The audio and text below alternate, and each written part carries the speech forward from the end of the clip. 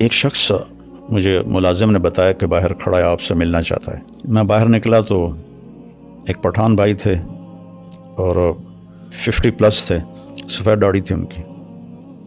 تو وہ کہنے لگے جی میں 3 چلے لگانے گیا تھا تو میری واپسی ہو رہی ہے تو آپ سے دعا کروانے آیا ہوں.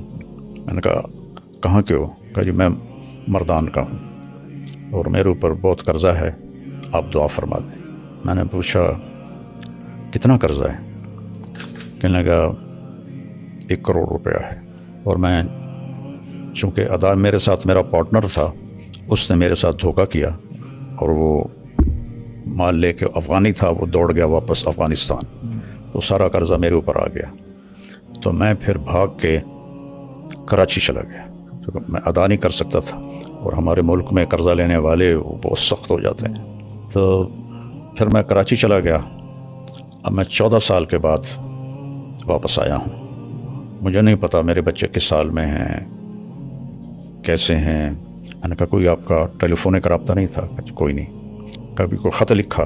کہنے لگا کوئی نہیں.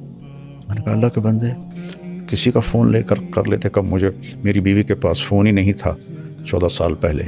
تو پھر میں نے بالکل رابطہ کاٹ دیا. تو خط بھی میں نے نہیں لکھا کہ کہیں میرا پتہ نہ چل جائے. تو میں تو چھپا ہوا تھا 14 سال. تو میں نے پوچھا پھر اب کہاں جاؤ گے؟ کہا جی ابھی میں مردان تو جا نہیں سکتا، اب دیکھتا ہوں کہ میں کہاں جاؤں گا. تو میں نے کہا تم یہیں ٹھہرو، میں کچھ انتظام کرتا ہوں. تو کون زیادہ تمہیں تنگ کر رہا ہے؟ تو اس نے کہا جی وہاں کا ایک ہمارا بڑا سردار ہے، MP بھی بنتا ہے، اس کے میں نے 25 لاکھ دینے ہیں.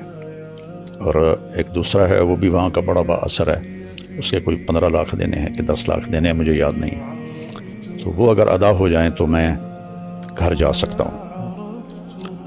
تو میں نے پھر کہیں سے، چونکہ وہ MP تھے تو مردان میں میرے جاننے والے تھے، تو میں نے وہاں سے ان کا فون نمبر لے کر ان سے رابطہ کیا.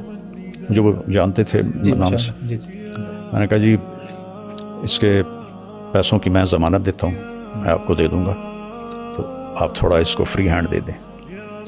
اس نے کہا جی ٹھیک.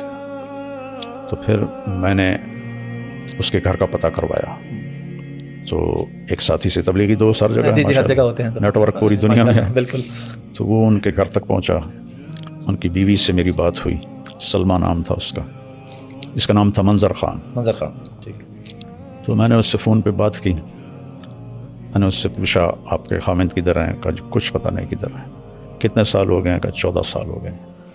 اور قرضے والوں نے ہمیں بہت ذلیل کیا ہے، لیکن ہم غریب لوگ ہیں، ہم کچھ بھی نہیں کر سکتے، بے عزت ہوتے رہتے ہیں. میں نے کہا آپ کے لیے نا میں فیصلہ، میں آپ لوگوں سے ملنا چاہتا ہوں. تو میں نے وہیں ایک ساتھی کے ذریعے گاڑی کا انتظام کروایا، ٹیکسی کروائی. ٹھیک ہے. میں نے کہا اس کو میرا نام بتانا، ٹھیک ہے. تو وہ تمہیں لے آئے گا، میں یہاں پیسے دے دوں گا. ٹھیک ہے.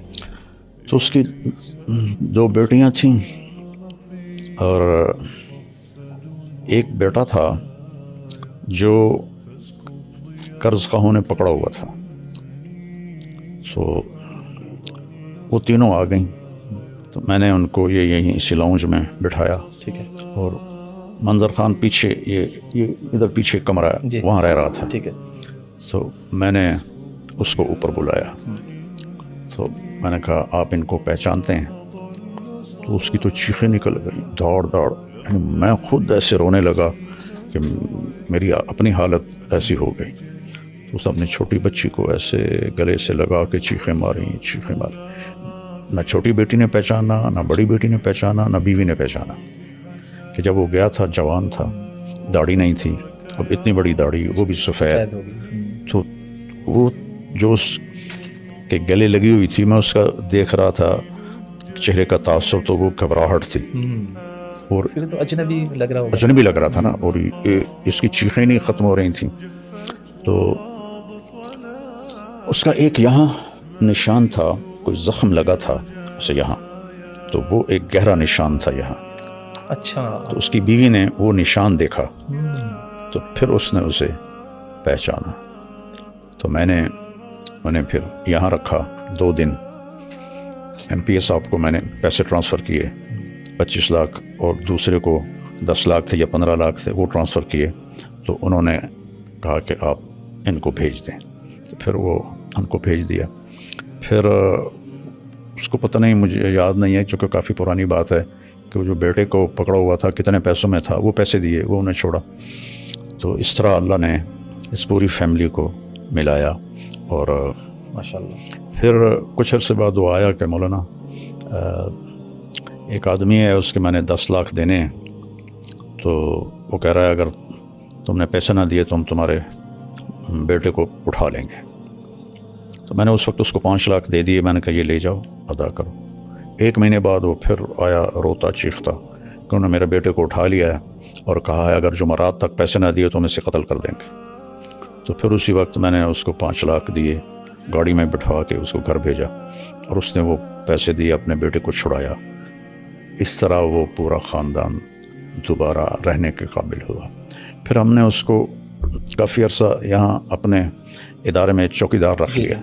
کافی عرصہ چوکیدار رہا, پھر وہ واپس چلا گیا. تو یہ جو ابھی میں نے اس کو 5 لاکھ دیے ہیں, یہ رمضان سے پہلے کی بات ہے. تو اس کا بیٹا اللہ کے فضل سے واپس آ گیا, اور وہ اپنے وہاں گھر میں ہوتا ہے. جب بھی وہ کوئی ضرورت کا اظہار کرتے ہیں میں ان کو بھیج دیتا ہوں.